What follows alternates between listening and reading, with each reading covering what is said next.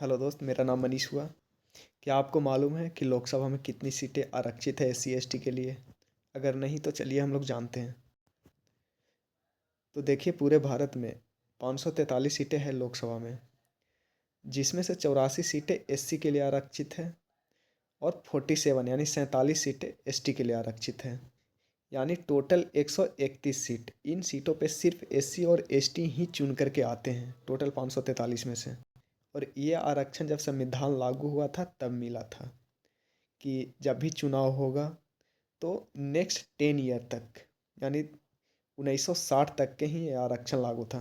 लेकिन बाद में ये संविधान संशोधन के माध्यम से अभी तक बढ़ रहा था, और जो कि फिलहाल 2019 में 104वां संविधान संशोधन के द्वारा इसे 2030 तक फिक्स कर दिया गया है कि ये सीटें आरक्षित रहेगी। यानी कि 2024 में चुनाव हुआ है, अगला चुनाव 2029 में होगा। तो उस समय तक आरक्षण जो एससी एसटी के लिए जो भी सीटें मिलती है, 131 सीटें अभी मिल रही है, हो सकता है बढ़ाया घटाया जा सकता है। तो इतना सीटें 2029 के चुनाव तक के मिलेंगे। उसके बाद हो सकता है संविधान संशोधन के माध्यम से इसे खत्म कर दिया जाएगा, यानी पूरे तरीके से हटा दिया जाएगा। यानी एससी एसटी के आरक्षण जो मिल रहा है ये खत्म कर दिया जाएगा, क्योंकि मूल संविधान में ये अगले 10 वर्षों तक के ही आरक्षण देना था, लेकिन संविधान संशोधन के माध्यम से आज तक दिया गया।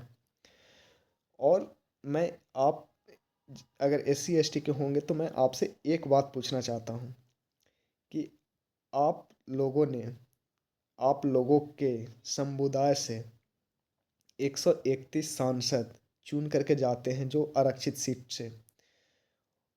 तो सोचिए, अगर ये सीटें अगर जनरल हो जाएगी या अगर सीटें आरक्षित नहीं बच जाएगी तो अभी तो आपका ये हाल है। सोचिए कि आगे आने वाले समय में आपका क्या हाल होगा। तो अभी तक भी आपका सांसद जो आपके समुदाय से आपके लिए चुन करके जाते हैं ताकि आपका उन्नति और आपका उत्थान के बारे में सोचें, तो वो सिर्फ चाटुकारिता ही कर रहे हैं। तो सोचिए कि आगे आने वाले समय में वो क्या करेंगे। क्या लगता है कि जनरल सीट से वो सीट अपना सीट जीत पाएंगे? कभी नहीं जीत पाएंगे। चिराग पासवान जैसे नेता, जो कि बिहार में एक उनका कद एससी एसटी नेता में बहुत ऊपर तक के देखा जाता है, उनका और जीतन राम मांझी के, लेकिन दोनों को दोनों कभी भी जनरल सीट से नहीं लड़ते हैं, दोनों को दोनों आरक्षित सीट से लड़ते हैं।